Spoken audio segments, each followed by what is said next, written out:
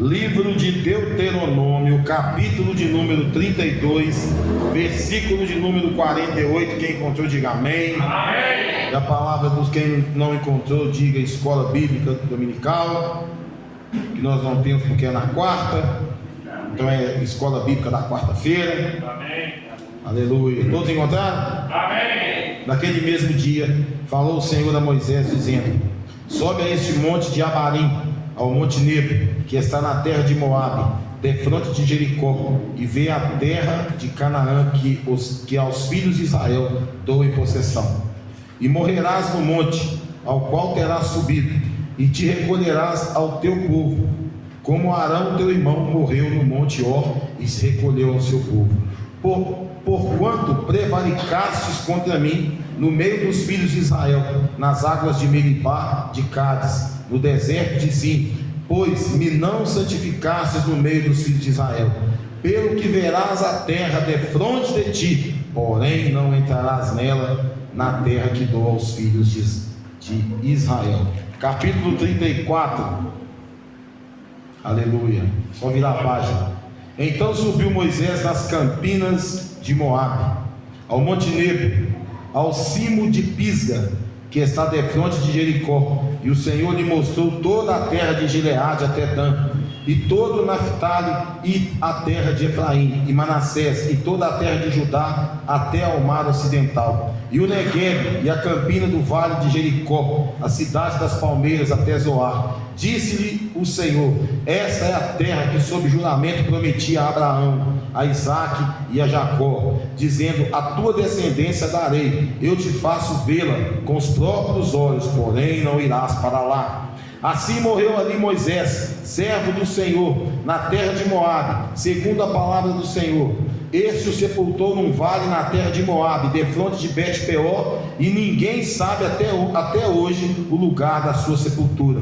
Tinha Moisés a idade de 120 anos quando morreu, não se lhe escureceram os olhos, nem se lhe abateu o vigor. Os filhos de Israel prantearam Moisés por 30 dias nas campinas de Moabe. Então se cumpriram os dias do pranto no luto por Moisés. Josué, filho de Nun, estava cheio do espírito de sabedoria, porquanto Moisés impôs sobre ele as mãos assim. Os filhos de Israel lhe deram ouvidos e fizeram como o Senhor ordenara a Moisés. Nunca mais se levantou em Israel profeta algum como Moisés, com quem o Senhor houvesse tratado face a face, no tocante a todos os sinais e maravilhas que por mando do Senhor fez na terra do Egito, a Faraó, a todos os seus oficiais e a toda a sua terra, e no tocante a todas as obras de sua poderosa mão, e aos grandes e terríveis feitos que operou Moisés à vista de todo o Israel. Amém? Amém. Podeis assentar. Aleluia. Glória a Deus. O que está fechando a porta aí? Hã? Ah, aleluia, Jesus. Glória a Deus. Aleluia. Louvado seja o nome do Senhor. Glória a Deus. Amados irmãos, nessa tarde eu estava lendo um livro, estudando um pouquinho, e me veio a figura de Moisés na mente. E o livro que eu estava estudando, dando uma lida, era sobre a psiquiatria de Deus. E eu fiquei imaginando os 3 ciclos da vida de Moisés.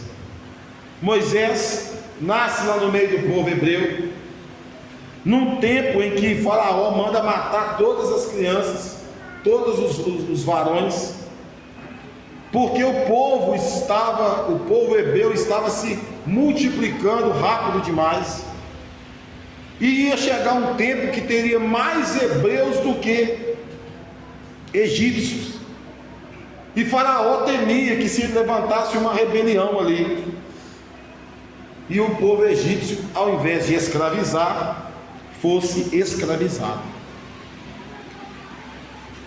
Num determinado dia, a filha de Faraó lá se banhando no rio, A mãe de Moisés, já o havia desmamado ali, solta ele num cesto, e todo mundo sabe a história, né? Porque tem a música da Joquebede, como Moisés vai morrer e tal. E a filha de Faraó vê aquele cesto e manda pegar quando vê um bebê. E ela dá um jeito lá, Deus é tão maravilhoso que a própria mãe biológica de Moisés o cria por determinado tempo, até ele ser levado ao palácio. E ele é levado ao palácio e é criado como príncipe. E passa-se vários anos. Um dia ele andando lá no meio do povo hebreu, ele vê um egípcio lá batendo num hebreu, e ele vai para separar, e ele acaba matando um egípcio.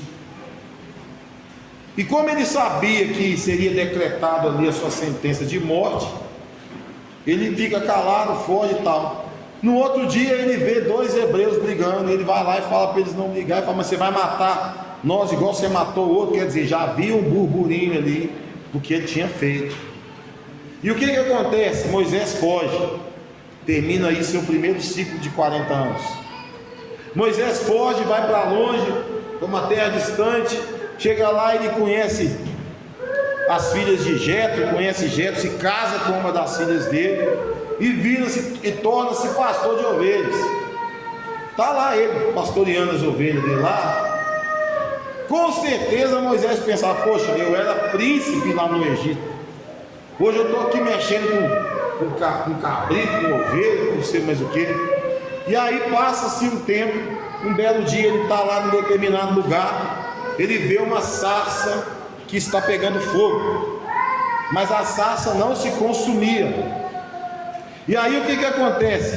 Quando ele vai aproximar, porque realmente era algo curioso, quando ele vai se aproximando, ele escuta uma voz: opa, tira as suas sandálias, porque o chão que tu pisas é santo. A presença do Senhor já estava naquele lugar. E Deus fala com Moisés: ó, grande obra tenho eu contigo, tu vai lá e vai libertar o meu povo, vai tirar o meu povo da escravidão, tal. E Moisés, ele arruma 1001 desculpas para não ir. Ele fala da gagueira que ele tinha, ele fala disso, fala daquilo, eu tenho família, não sei mais o que e tal. E Deus vai, cada situação que ele colocava de empecilho diante de Deus apresentava para ele a solução na hora. Glória a Deus. Cada situação que ele fala: eu sou gago, não tem problema não, chama teu irmão fala por ti. Ah, eu sou isso, não tem problema não, isso aqui nós resolvemos dessa forma. E ele fica meio que num beco sem saída. E aí passa-se um tempo, vence o ciclo de 40, o segundo ciclo de 40 anos de Moisés. Moisés vai para o Egito, e chegando lá, com 80 anos aproximadamente, ele chega lá naquele lugar. E aí começa-se a história de Moisés com o povo hebreu. E aí Deus usa Moisés para poder fazer proezas. Todo mundo conhece aí as 10 pragas que veio sobre o Egito, em detrimento da vida de Moisés e tal, e aquele negócio todo. E não é nada disso que eu quero pregar hoje. Isso é só uma introdução. E Moisés vai lá e faz tudo que Deus mandou, e etc. Só que num belo dia, Deus fala para Moisés fazer determinada coisa, tocar numa pedra, ele vai dar uma cacetada na pedra. E ali, naquele momento, Moisés perde a oportunidade de entrar em vida na terra prometida. Agora eu vou começar a pregar. Quando eu estava hoje estudando sobre a psiquiatria de Deus, me veio a história de Moisés na mente. Por quê? Primeiro, o cidadão está condenado à morte, como criança, condenado à morte. De repente ele é salvo e vai ser príncipe. Ele vai ser príncipe lá no Egito. A filha de Faraó cria ele com os costumes egípcios, com as vestes egípcias, comendo do bom e do melhor. enquanto o seu povo de sangue estava lá na escravidão, tomando lambada no lombo, fazendo tijolo, fazendo não sei o que, comendo cebola e por aí vai. Quando ele vê um egípcio batendo num hebreu, o coração dele, o sangue hebreu ali fala mais alto. Ele poderia simplesmente, como príncipe, ter mandado: olha, para o egípcio, para com isso. Mas não, ele foi lá e acabou matando aquele egípcio.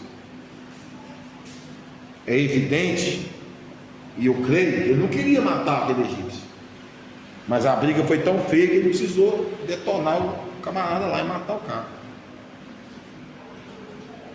A cabeça de um homem desse, toda atrapalhada e atribulada, porque ele sai de uma condição de abandonado para a condição de príncipe e para a condição de assassino, porque o que ele fez foi cometer assassinato. Passa-se um tempo, o próprio povo que ele defende fala para ele: você vai matar o fulano aqui igual você matou o egípcio lá, e ele tem que fugir do lugar aonde ele era príncipe. Então há uma decadência na vida de Moisés.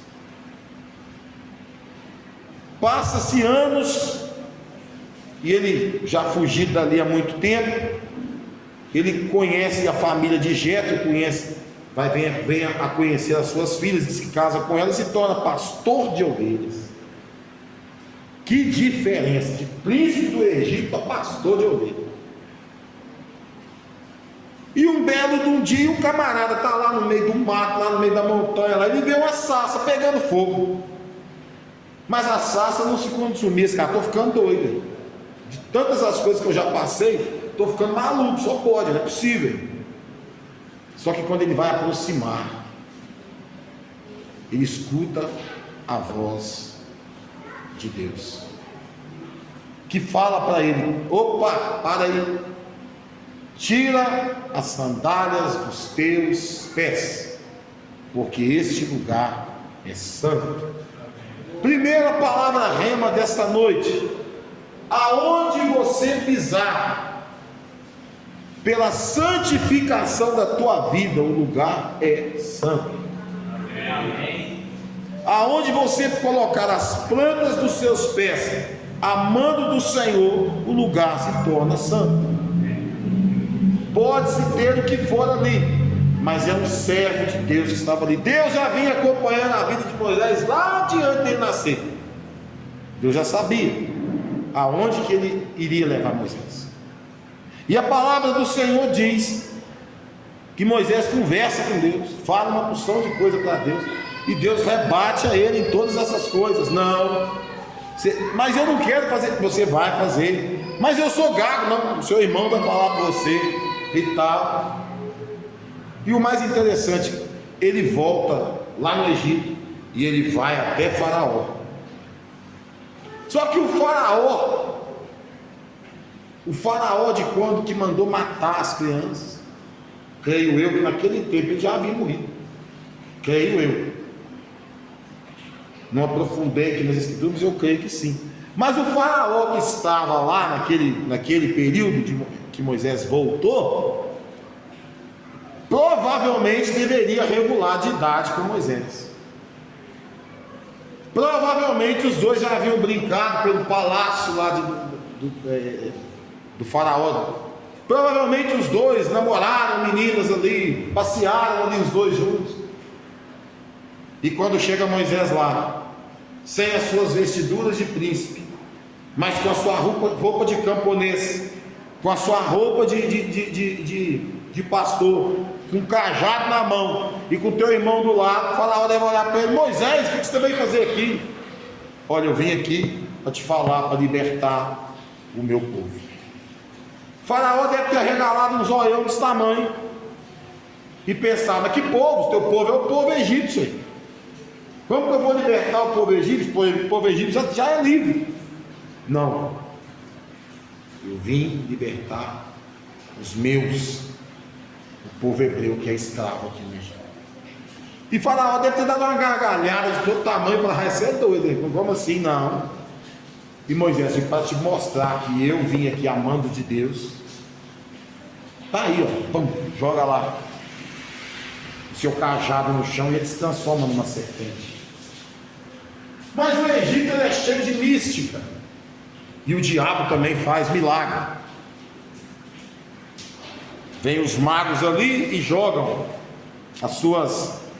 os seus cajados, e elas também se transformam em serpente. Mas a serpente a serpente que havia virado serpente através do cajado de Moisés, engole as outras serpentes. Segundo a palavra rema, o diabo pode até copiar, mas ele nunca vai ser igual a você. Glória a Deus. Glória a Deus. Ele faz esses primeiros sinais, e Faraó já fica meio assim, vê que não é brincadeira. E passam-se as 10 pragas, e a pior de todas elas é quando o Senhor manda com que todo o povo hebreu marque a sua casa com o sangue do cordeiro, porque o anjo da morte passaria naquela noite e mataria os primogênitos, todos os primogênitos, onde a casa não estivesse marcada. E dali meia-noite, vem ali só o anjo, vamos e mata todos os primogênitos, inclusive o filho de Faraó. Mas a casa aonde o sangue do cordeiro havia sido aspergido, não houve morte. Terceira palavra rema dessa noite: aonde o sangue de Jesus é aspergido, aonde o sangue de Jesus está, não há morte, há vida. Aleluia. Decanta labanás, ele canta labanás. E passa-se, e Faraó fica naquela situação e resolve liberar o povo para ir embora. E o povo sai levando joias, levando uma porção de coisa e vai embora. Só que chega numa certa altura, Faraó se arrepende. O próprio Senhor faz com que Faraó se arrepende, endurece o coração de Faraó. E Faraó monta nos seus carros, nos seus, esqueci como é, aquelas bigas, e vai com todo o seu exército e tal. E o povo, mais de 2 milhões de pessoas, vai indo andando. De repente eles estão andando, vem aquela fumaceira lá para trás, de poeira. Nossa, os faraó agora vão nos matar. E o povo fala para Moisés: você tirou nós do Egito para morrer aqui nesse deserto? O povo duvidando de Moisés. Um homem que era príncipe, que defendeu seu povo, e que de príncipe vira pastor de ovelhas. E de repentemente, o que acontece? Para-se diante do mar. E para muitos o significado de mar é problema. Para muitos o significado do mar é morte. Jesus mesmo estando ele no mar, dormindo, o mar para lá e para cá revolto, os discípulos: nós vamos morrer, nós vamos morrer, nós vamos morrer, ai, ai, ai, ui, ui, e não sei mais o que, tal, eles chamam o mestre. E Jesus fala: acalma-te, mar, aquieta-te, vento. Tudo vira uma bonança. Moisés chega na beira do mar e agora, Deus? E aí vem a célebre frase, né? Moisés, estenda sua mão sobre o mar e toca ali, e o mar, e Deus não faz milagre incompleto, pela metade. O mar se abre e eles passam a pé seco. Eles não sujam nem o pé na lama. Passa pé seco. E quando o último deles passou, os carros de Faraó já estavam lá no meio do mar. Deus manda ele tocar de novo, ele toca, o mar fecha sobre os carros de Faraó e mata todo o exército egípcio. Quarta palavra rema dessa noite: o Senhor peleja pelos teus. Amém. Glória a Deus. Aleluia. Glória a Deus. Mas continuando a saga de Moisés, Moisés vai levando aquele povo, e o povo reclamando, um povo que só reclamava: você trouxe nós para cá, para esse deserto, não tem comida aqui. Aí Deus faz surgir pão do céu, o maná. Não tem água, Deus faz surgir água. Mas está muito calor, Deus faz vir uma nuvem sobre eles. Mas está muito frio, Deus faz surgir uma tocha de fogo, ficava girando, pegando fogo e ia na frente deles. Resumindo, num deserto de 50 graus, eles não sentiam calor. E num frio de 0 graus na madrugada, eles não sentiam frio. Glória a Deus. A quinta palavra rema, quinta ou sexta? Quinta palavra rema dessa noite. Deus cuida até da situação climática para proteger você. A Ele pertence o domínio de todas as coisas. E aí eles vão seguindo ali, de dia aquela nuvem, de noite aquela tocha, e eles vão seguindo. Mas o povo é ingrato. O povo é ingrato. E um dia eles começam a perguntar: nós queremos ver esse Deus aí e tal, que não sei o que, e tal, nós queremos ver Deus, nós queremos ver Deus, nós queremos ver Deus, não sei o que, e bababá, bababá. E Deus manda Moisés, eles irem para determinado lugar. E passa-se só a glória de Deus sobre aquela montanha. E eles temem a esse Deus. E tantas coisas foram acontecendo. Certo dia Moisés sobe para falar com Deus, e Deus lhe dá as tábuas dos 10 mandamentos. Quando eles descem, o povo tinha feito um bezerro de ouro. E Moisés fala para eles assim: vocês são doidos. E Moisés fica tão irado que ele quebra as tábuas que o Senhor tinha feito para ele. De tão nervoso que ele ficou, ele, povo ingrato, não sei o que e tal. E Moisés fala: olha, quem estiver comigo, vem para esse lado de cá. Quem não estiver, fica do lado de lá. E a terra abre e engole todos aqueles que foram contra Moisés. Chama-se isso rebelião de Coré. Depois você vai para os livros e estuda lá. Depois você vai lá para os livros da palavra de Deus e você vai ver sobre a rebelião de Coré.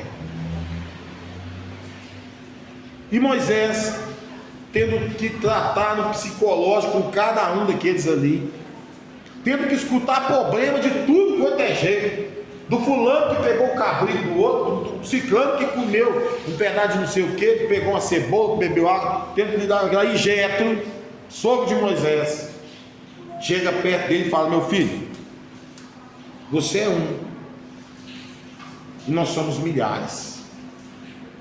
Separa homens corretos, homens justos e tal, para governar sobre o povo. Separa 10 para governar 100, que vão governar 1000, que vão governar 10.000 e por aí vai.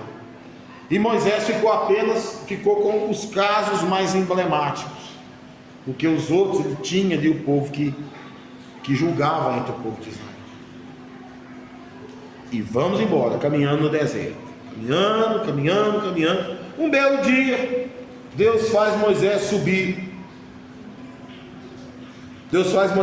ao Monte Nebo, que está na terra de Moabe, defronte de Jericó, e ver a terra de Canaã, que aos filhos de Israel Deus daria sob possessão.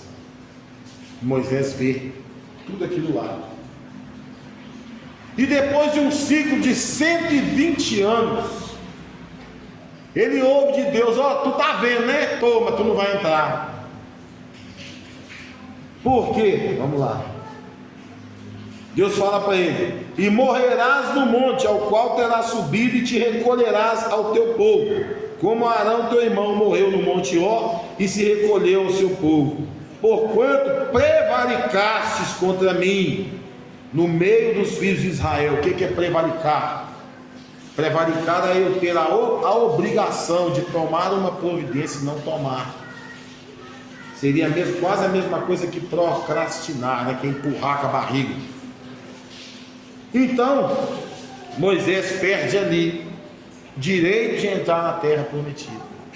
Aí você pode dizer assim: mas Deus é injusto, e não sei o que e tal. Não, Deus não é injusto, não. Deus é justo. Uma vez cometido a prevaricação, ele perde o direito de entrar na terra prometida em vida. E passa-se os anos, e passa-se o tempo. Moisés sobe nas campinas de Moabe, conforme o Senhor havia falado, e ele vê todo o Canaã, vê aquilo tudo lá. E o Senhor fala com ele: eu darei a descendência como prometi, Abraão, Isaque e Jacó, mas tu não irás para lá. Assim morreu ali Moisés, servo do Senhor, na terra de Moabe, segundo a palavra do Senhor. Este o sepultou num vale na terra de Moabe, defronte de Bet-peor, e ninguém sabe até hoje o lugar da sua sepultura. Quem sepultou Moisés foi o próprio Deus. Homem nenhum pôs a mão dele. O Senhor o sepultou num lugar que ninguém sabe. Sétima palavra rima: quando Deus quer te esconder, o diabo não te acha. Amém. Aleluia. Tinha Moisés a idade de 120 anos quando morreu. Não se lhe escureceram os olhos, nem se lhe abateu o vigor. Ou seja, Moisés morreu lúcido e forte. Ele poderia continuar bastante tempo. Mas por que o Senhor recolhe Moisés aos 120 anos? Porque o povo precisava entrar na terra de Canaã. Moisés não ia. Mas a palavra do Senhor, amados irmãos, ela é muito interessante quando você estuda esse capítulo aqui, porque ela nos dá algumas. Se você ler os 5 primeiros livros da Bíblia, você vai ter uma situação de conhecer um cara que a Bíblia fala que não existiu e nem vai existir um camarada que falava com Deus face a face. A Bíblia não fala isso nem de Davi, que a Bíblia fala que ele era um homem segundo o coração de Deus. A Bíblia fala que Enoque andava com Deus, mas a Bíblia não fala que Enoque viu Deus face a face. A Bíblia fala de personagem, de Noé, que ficou 100 anos pregando para o povo, fazendo a arca lá, mas a Bíblia não fala que Noé viu o Senhor face a face. E a palavra diz aqui no versículo 10, 34, 10, põe para mim aí, Vanessa. 34, 10. E nunca mais se levantou em Israel profeta algum como Moisés, a quem o Senhor conhecera face a face. Ele não entrou lá na terra prometida, ele errou, pisou na bola. Mas não vai haver, não houve e nem haverá profeta maior que viu o Senhor face a face, a quem Deus tratou desde antes da concepção, a quem Deus impediu de morrer na mão de um soldado egípcio, a quem Deus fez ser príncipe, conhecer o mais alto grau das belezas e gostosuras do Egito, mas depois levou para ser pastor de ovelha, para lidar com fezes de ovelha, para lidar com ovelha fedendo, para ficar lá cheirando mal às vezes, tendo que dormir no meio do mato lá com as ovelhas. A quem Deus fala para ele: olha, o lugar que você está pisando aí é santo, tira a sua sandália aí, você não pode entrar de qualquer jeito aqui não. E o Senhor fez maravilhas através dele, coisas que o povo viveu lá, coisas que o povo viu. E aí nós voltamos agora para a pessoa de Jesus. Moisés tinha mais de não sei quantos milhões que andavam atrás dele lá, e ele cuidando daquele povo sozinho ali e tal, até o genro dele lá ser tocado pelo Espírito Santo e falar com ele: ó, divide esse negócio aí, divide essa carga aí. Jesus também, irmãos, tinha os seus 12 que andavam com ele, multidão que andava com ele, e muitas vezes não foi reconhecido pelo que fazia. Muitas vezes as pessoas apontavam Jesus: olha lá o filho do marceneiro, porque naquela época tinha um negócio assim que o pai fazia, e o filho geralmente seguia a profissão do pai. Se era pescador, o filho do marceneiro. Tanto é que na terra de Jesus mesmo ele não teve valor nenhum. Eu quero dizer para você nessa noite: talvez você se ache aí a última bolacha do pacote de biscoito. Você acha que você é o cara, que você é isso, que você é aquilo, que você não sei o que. Vai estudar um pouquinho sobre a vida de Moisés. Um camarada, um cidadão que teve o muito, teve o pouco, viveu solidão, porque o amigo de Moisés era Deus. Mas antes dele conhecer esse Deus, Moisés viveu 40 anos sendo pastor de ovelha, e muitas vezes sozinho no campo cuidando dessas ovelhas. E com quem que você acha que ele conversava? Moisés conversava com as estrelas, Moisés conversava com isso, com aquilo, até o dia que o Senhor se apresenta a ele numa sarça ardente. Às vezes nós achamos que, nossa, eu faço isso para Deus, eu faço aquilo. Você acha que é muita coisa? Vai conduzir mais de 3 milhões lá de pessoas, e aquelas pessoas todas apontando para você os seus problemas. Você é o responsável por aquelas pessoas. E o pior, amando de um Deus que aquele povo não conhecia, amando de um Deus que simplesmente falou: fala que é eu sou e tal, e manda te seguir, e é isso mesmo, e eu vou fazendo os sinais. E mesmo o povo vendo os sinais acontecendo, mesmo o povo vendo as coisas acontecendo, é furunco que deu nos egípcios e não deu no povo, é sapo que apareceu lá e tal, e só ia para o lado desse, é a água que eles bebiam que virou sangue, é não sei mais o que, é um monte de as pragas lá que aconteceu, é uma escuridão que só ficou o Egito escuro, mas aonde os hebreus moravam não, era uma porção de 10 pragas que aconteceram ali através da vida de Moisés, que o Senhor operou. E mesmo assim, mesmo Moisés avisando: olha, para eles sim, para vocês não, porque o Senhor é contigo, eles não acreditavam, que isso, mas o que está acontecendo? Custaram a cair a ficha que Deus estava preparando aquele povo para entrar na terra de Canaã. Amém. E a palavra diz que aquela terra emanava leite e mel. O povo, quando estava com fome, lá: Moisés, você tirou de nós do Egito para morrer de fome aqui. Nós comíamos cebola lá, nós comíamos não sei o que. E Deus faz cair maná do céu. Glória a Deus. E Deus é tão maravilhoso que Deus falou: ó, guarda de um dia para o outro, não. Todo dia isso vai se renovar. Amém. Aleluia. Vocês não vão comer comida vencida do outro dia, não. Só comer comida fresca. Glória a Deus. O nosso Deus, ele faz as coisas de maneira a te colocar em lugares altos. Amém. E te colocar em lugares que você nunca imaginou estar. Talvez você fique pensando: mas eu sou tão pequenininho que não sei o que. Você pode ser pequenininho diante dos outros da rua, mas diante de Deus tu é gigante. Diante de Deus você é gigante. É por isso que você luta contra gigantes. É por isso que cada vez que você vence um gigante, você se torna maior ainda. Amém. E vence um gigante maior, né? Glória a Deus. Às vezes você fica pensando, porque tem uma palavra que fala, né? Ah, os humildes serão exaltados. Sim, serão. Não aqui. Seremos lá. Amém. Lá sentaremos numa mesa que o próprio Jesus vai nos ser. Glória a Deus. O Senhor pode fazer você hoje ter condição de ajudar todos os irmãos? Pode. A Bíblia fala que ele é dono do ouro e da prata. Então Deus pode colocar você numa posição chave dentro de uma empresa.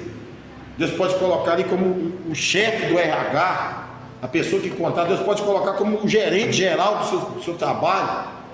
E Deus pode fazer também você ser o dono do seu trabalho. Ele pode fazer tudo isso se Ele quiser. Se Ele quiser. Se Ele quiser. Deus coloca a pessoa no muito, quando essa pessoa foi fiel desde o começo no pouco. Porque Deus conhece o coração de cada um. Glória a Deus. E a palavra diz que aonde está o seu tesouro, aí está o teu coração. O coração do homem é enganoso. O coração do homem é enganoso. O coração do homem vive de paixões. Mas o servo do Senhor vive pela fé. Amém. Glória a Deus. Glória a Deus. E a palavra do Senhor fala mais sobre Moisés. E eu, com os meus estudos, com as minhas conjecturas, eu fico imaginando assim: como que a cabeça desse camarada entrou em parafuso na hora que Deus virou para ele e falou: ó, tá vendo lá? Olha os cachos de uva, porque a palavra diz que os espias foram lá e tinha cacho de uva desse tamanho, gastava 2 para carregar. Imagina um cacho de uva que gasta 2 pessoas para carregar. Imagina as espigas de milho que é desse tamanho. Imagina tudo isso. A palavra diz que dos 10 espias que foram lá, 9 ficou olhando para os gigantes que tinha lá. o povo que morava lá. E só uma dupla no caso, que chegou lá e falou: olha, lá tem uns cachos de uva desse tamanho, lá tem não sei o que, lá tudo que planta tá. Os caras olhou a bênção que o Senhor tinha dado, que falou para eles. Aí você imagina a cabeça de Moisés: nossa, eu andei isso tudo, 40 anos aguentando esse povo, e o Senhor fala que eu não vou entrar lá. Tu não vai não, você vai de curva, você não vai entrar. Mas aí um belo dia, está um camarada aí no monte, o tal Jesus de Nazaré, está lá no monte, de repente o rosto dele se transfigura, brilha mais do que o sol. Pedro meio doidão, não sabia nem onde é que estava. Eu vou fazer uma tenda aqui para Moisés, para Elias, ou Moisés lá na terra que manda leite e mel lá. Banais, filho canta lá, banais. Olha o Moisés lá, ele e Elias. E detalhe, há uma coisa em comum entre os dois. Primeiro, Elias é transladado para o céu, monta na carruagem e vai embora para o céu. Moisés, o próprio Deus o enterra e ninguém sabe. Lá no livro de Judas, a palavra do Senhor diz que quando Satanás contendia com o arcanjo Miguel acerca do corpo de Moisés, a Bíblia diz que o arcanjo Miguel, ele não ousou afirmar atentatório a dignidade do diabo. Ele simplesmente disse o seguinte: o Senhor te repreenda. Agora vocês sabem por quê que o diabo queria o corpo de Moisés? Vocês têm alguma ideia por que ele queria? Quem sabe aí? Quem já estudou o Pentateuco aí? Vou te dar um exemplo muito claro. Quem lembra de Osama Bin Laden? Quem lembra dele? Quem sabe o que ele fez? O que ele planejou? Um ataque terrorista nos Estados Unidos, nas Torres Gêmeas, correto? Demorou não sei quanto tempo para eles conseguirem pegar ele e matar Osama Bin Laden. Agora, vocês sabem o que foi feito do corpo de Osama Bin Laden? Alguém sabe? Alguém sabe, sim ou não? Não. O corpo de Osama Bin Laden foi jogado no mar. Por que não enterraram Osama Bin Laden? Porque o lugar que Osama Bin Laden fosse enterrado viraria um local de culto. Aí todo esse povo que gosta de matar o pessoal aí, Hamas, esse povo tudo aí, ia colocar Bin Laden como Marte. Por isso o corpo dele foi jogado no mar. Águas internacionais. Ninguém, peixe comeu, acabou lá. Não existe mais. Se o diabo consegue o corpo de Moisés e sepultar Moisés, Moisés viraria alvo de culto e seria idolatria. Nessa noite eu quero dizer para cada um de vocês que assim como Moisés teve que ter uma mente muito da mente que pensava lá na frente, nós também temos que ter, porque a palavra de Deus fala que a nossa mente precisa ser renovada. Amém. Quando eu começo a ficar preso demais no meu passado, quando eu começo a ficar preso demais em relações que eu já vivi, quando eu começo a ficar preso em situações de ficar observando a vida do outro e esquecer da minha, quando eu paro de olhar para mim, quando eu paro de olhar para a minha pessoa e ver que a minha dependência precisa ser de Deus, a minha mente trava.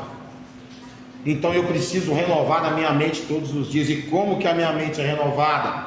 Quando eu estou em sintonia com o Espírito Santo. Amém. Se eu não estiver em sintonia com o Espírito Santo, minha mente buga, trava. Eu fico preso em experiências do passado. eu fico preso em experiências de pessoas que me machucaram, que falaram comigo, eu fico preso em coisas que eu vivi lá na minha infância, lá não sei aonde, lá com a namorada que eu tive, lá com não sei com quem, lá com o casamento que acabou, com não sei, eu fico preso nessas coisas e eu não vivo o novo de Deus para mim. Então eu quero dizer nessa noite, se você ainda continua preso naquilo que é antigo, liberte-se disso, porque hoje é noite de libertação. Liberte-se disso, para que você possa viver o novo de Deus, para que você, assim como Moisés teve esses 3 ciclos de 40 anos aí, você tenha ciclos, e que você possa passar de um ciclo para o outro, sempre vencendo, sempre rompendo, sempre estando na dependência de Deus, e não travado no passado. Nessa noite eu quero dizer para você que Jesus cura os seus traumas, Jesus cura as suas feridas, Jesus cura aquilo que você acha que ninguém, o psiquiatra não conseguiu curar, o psicanalista não conseguiu curar. Você ficou deitado lá naquele sofá falando da tua vida e o cara anotando no caderno. Eu quero te dizer que o maior psiquiatra que existe chama-se Jeová, chama-se Deus. Ele sim pode mudar a sua estrutura. Você não tem que ter medo do diabo, você não tem que ter medo do inferno, você tem que ter sim, entender que existe um Deus, e você tem que temer a esse Deus, porque esse Deus pode jogar o seu corpo com alma e tudo no inferno. A psiquiatria de Deus Ele cura, Ele conserta o que tem para consertar, e Ele abate quem se levanta contra nós. A psiquiatria de Deus é tão interessante, a psiquiatria de Deus, que a palavra do Senhor diz que Ele, o Pai, o Filho e o Espírito Santo, lá em Gênesis, eles falam: façamos o homem a nossa imagem e semelhança. Então existe uma parte de Deus que habita em você. Existe uma parte de Deus em você. Existe uma parte da terra em você. Existe uma alma em você. Nosso corpo é tripartido: corpo, alma e espírito. Quando o Espírito Santo ele vem até nós, aceitamos a Cristo, ele vem até nós e ele vê que o Espírito está mais forte do que a emoção, ele habita em você. E quando você é batizado com o Espírito Santo, você é revestido de poder, revestido de autoridade. Nessa noite, o que o Senhor quer dizer para você: que não existe trauma que não possa ser curado, que não existe fragmento da sua alma presa nos calabouços das fortalezas espirituais, que Jesus não vai lá e tira de lá. Ele livra você de tudo isso, mas para isso você tem que entender uma coisa e viver uma situação que se chama confiança. Deus trabalha na vida daqueles que confiam nele. No Salmo de número 20 a palavra diz: uns confiam em carros e cavalos, mas nós confiaremos no nome poderoso do Senhor. Glória a Deus, aleluia. Deus ele não precisou dizer nomes, ele simplesmente disse o seguinte: diga para o povo que eu sou. Mas se eles perguntar o nome do Senhor, diga que eu sou. Eu acho interessante, estou com uma ministração saindo prontinha aí sobre a criação. Daqui uns dias vou ministrar sobre isso aqui. O nosso Deus não fez ninguém de forma torta. Quando Deus cria o homem, se Adão e Eva não tivessem pecado lá, não existiria doença, não existiria criança com síndrome de Down, com hidrocefalia, preso numa cadeira de roda, não existiria nada disso. Mas foi o pecado de Adão e Eva que fez com que a morte entrasse no mundo, fez com que doenças entrassem no mundo, fez com que mulheres tivessem dores na hora do seu parto, e fez com que homens trabalhassem duramente pelo seu sustento. Se lá atrás, milhares de anos atrás, não tivesse acontecido aquele pecado, não haveria morte. E a terra, por si só, já seria o nosso jardim do Éden. Agora, nós temos que esperar Jesus voltar. Porque, como Ele é santo, e hoje Ele tem o seu corpo glorificado, novamente, Deus é santo, e o Espírito Santo também é santo, não tem condição de nós entrarmos no céu de qualquer maneira. É porque tem gente que acha que vai entrar no céu de mini-saia, um corote de cachaça na mão, né? Tem gente que acha isso, só que não vai entrar no inferno desse jeito, né? Vai entrar no inferno desse jeito. Mas no céu, e para ver Deus, é preciso ter santidade. Sem santidade, ninguém verá Deus. Nessa noite eu quero orar. Eu quero orar por traumas. Eu quero orar por situações que estão mal resolvidas. Traumas de toda a natureza. Traumas que têm impedido você de viver o íntimo de Deus. Você está vivendo só uma casquinha e está achando que é muito. Você não está vivendo nada, né? Você precisa se libertar dos traumas do passado para que você possa viver o renovo de Deus. Cada um de nós tem uma história para contar. Cada um de nós tem uma situação difícil que marcou, porque às vezes você pode até ter esquecido, mas a ferida está ali, tem uma casquinha nela, mas hoje Deus vai arrancar essa casca. Amém. E vai aplicar ali o bálsamo de Gileade. Glória a Deus, aleluia, para que você seja curado de vez. Amém. Semana passada nós falamos que em 30 dias viveríamos o sobrenatural de Deus. Aleluia. O sobrenatural de Deus começa sendo você sendo curado. Oh, glória. Curado. Agora, tem um detalhe também, né? Tem pessoas que Deus chega e apresenta para ele a cura, apresenta para ele o remédio, só que muitas vezes o remédio é ruim.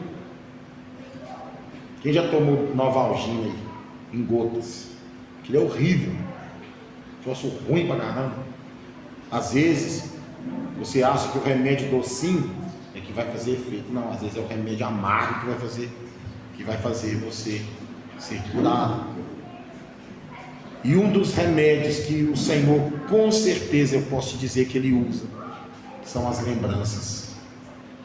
Porque para você ser curado, você precisa voltar no ponto que você foi ferido, para que Deus te cure lá, para que Ele feche essa ferida lá atrás, porque Deus, Ele visita a eternidade. Talvez você tem 10 anos que você foi ferido em uma situação e você está com esse negócio até hoje na cabeça. Deus visita lá. Deus visita lá. Talvez a cicatriz pode até ficar mais fechada, mas aquilo não vai te ferir mais. Amém. Outra coisa que Deus também, com certeza, Ele usa para a cura, a liberação de perdão. Quem não perdoa, não é perdoado. Na própria oração do Pai Nosso fala isso. Perdoa as nossas dívidas. Dívidas são pecados, são coisas contra o irmão. Assim como nós perdoamos os nossos devedores, aqueles que nos atingiram. Então, se você não perdoa, meu, você também não é perdoado. Para você ser um agente de Cristo nessa terra, você tem que perdoar, porque se você não perdoa, você não será perdoado. Davi era um homem segundo o coração de Deus, pecou de uma forma absurda, mas ele orou e ele falou: Deus, pode tirar o que você quiser de mim, menos o teu Espírito. Talvez o Espírito Santo está andando com você, mas ele não está habitando em você. Por quê? Porque ainda existe um buraco de todo tamanho de ferida que você não perdoou quem causou. Ah, apóstolo, mas não é fácil perdoar. Não te perguntei se é fácil, se é difícil. Perdão não é questão de sentimento. perdão é mandamento.